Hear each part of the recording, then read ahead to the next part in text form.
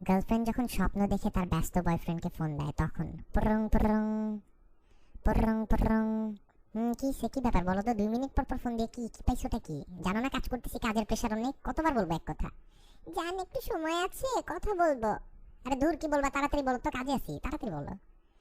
আমি না একটা স্বপ্ন দেখছি জান। তো স্বপ্ন দেখছো তো কি, সে স্বপ্ন তো সবাই দেখে, এটা বলার জন্য কি এখন 2 মিনিট পর পর তোমার ফোন দিতে হবে?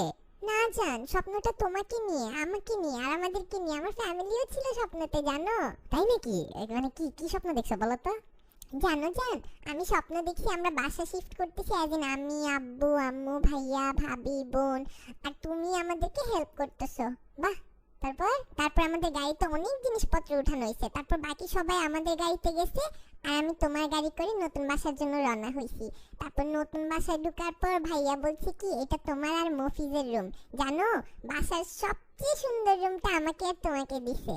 কি যে কও না, কিছু মানে বিয়া হইলো না, কিছু হইলো না, বাসায় জানো না ঠিক মতন আমাদের রিলেশনশিপের কথা, রুম দিয়া দিছে না? মানে আর তোমার কাজ কাম না, আমি বুঝি না তুমি কি বলো। সত্যি জান, তারপর আমি তুমি মিলে সবার রুম ডেকোরেট করে দিলাম, গুছাই দিলাম সবার রুম। তারপর তুমি রান্না করলা, কাপড়গুলা গুছাই দিলা। আর আমরা ওই দিন জানো রাতে বাসায় থাকবো, মানে আমি তুমি একসাথে সবাই আমরা এক বাসায় থাকবো। আমিও থাকবো? কি বলো, বাসার লোকজন কিছু বলতো না তাহলে?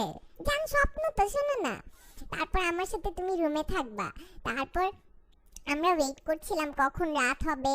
একবার ভাইয়া আসে রুমে, একবার ভাবি আসে, একবার আম্মু আসে। আর আমাদের না চটফট করতেছিল যে দিন কেন পার হয় না, রাত কখন আসবে আর আমরা একসাথে ঘুমাবো। আরে তুমি একটু তাড়াতাড়ি বলো না, পরে রাত্রে মানে রাত্রের পার্টে আসো, দিনের গুলো তো বুঝলাম কাজ করলাম, তোমাদের নিয়ে আসলাম বাসার থেকে, পরে রাত্রের গুলা বলো। জান রাত হবার আগেই তো মাত্র ঘুমটা ভাঙলো আর তোমাকে ফোন দিলাম, মেজাজ খারাপ লাগে না জান বলো? দূর মিয়া, কোনো কাজ করলে এটা তুমি? সারাদিন আমারে ড্রাইভার বানাইলা, বাসার কাজের লোক বানাইলা, রুম গুছাইলা মানুষদের, আর যখন আমার দরকারের টাইম আসছে তখন তোমার ঘুম ভাঙা যায় না?